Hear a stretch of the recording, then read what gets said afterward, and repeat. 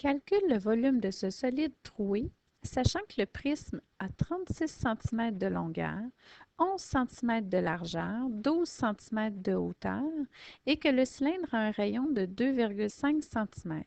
Arrondis tes calculs au millième près. Alors, le premier réflexe que tu devrais avoir serait d'aller placer tes différentes mesures sur ton dessin.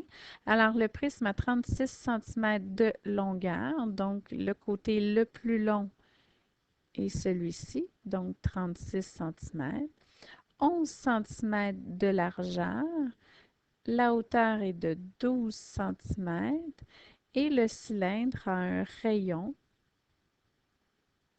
de 2,5 cm.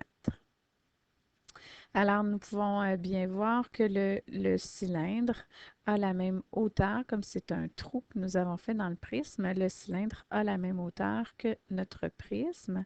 Donc, nous avons ici une hauteur de 12 cm. Alors, pour ce qui est de calculer le volume total de ce solide troué, alors il s'agit de calculer l'espace qui est occupé par le prisme, donc le calcul du volume du prisme, qui est ici un prisme à base rectangulaire, auquel nous allons tout simplement soustraire le volume du trou qui a la forme d'un cylindre. Donc, nous devons soustraire le volume d'un cylindre.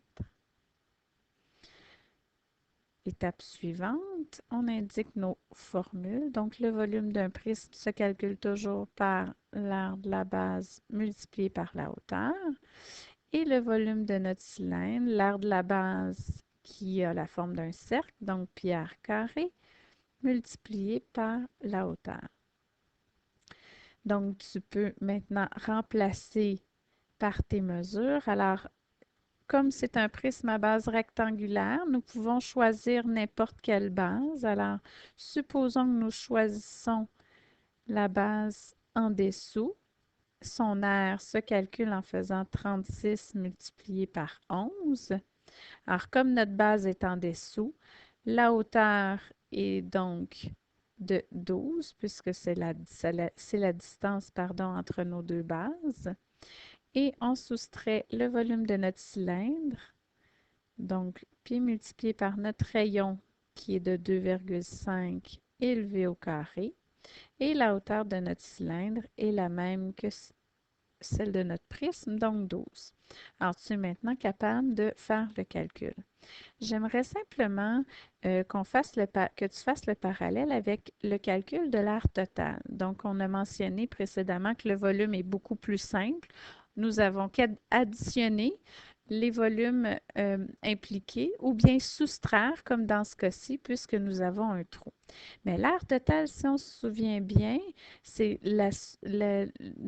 pardon, nous devons considérer les surfaces qui sont visibles. Alors, nous avons ici l'aire latérale du prisme. Ensuite, nous avons 2 fois l'aire de la base du prisme. Nous avons les deux bases qui seraient à considérer. Il faudrait enlever 2 bases du cylindre puisque les cercles ne peuvent pas être considérés dans l'aire totale. Et il faut surtout pas oublier d'ajouter la surface qui est à l'intérieur du cylindre, qui est une surface visible, qui est finalement l'aire latérale du cylindre. Alors, tu remarques bien que le travail du volume est vraiment beaucoup plus simple que le calcul de l'aire totale. Passons maintenant à ton tableau résumé dans lequel tu vas pouvoir indiquer toutes les formules de volume, d'aire latérale et d'aire totale. Prends maintenant quelques minutes pour compléter ton tableau en y indiquant chaque formule dans les cases appropriées.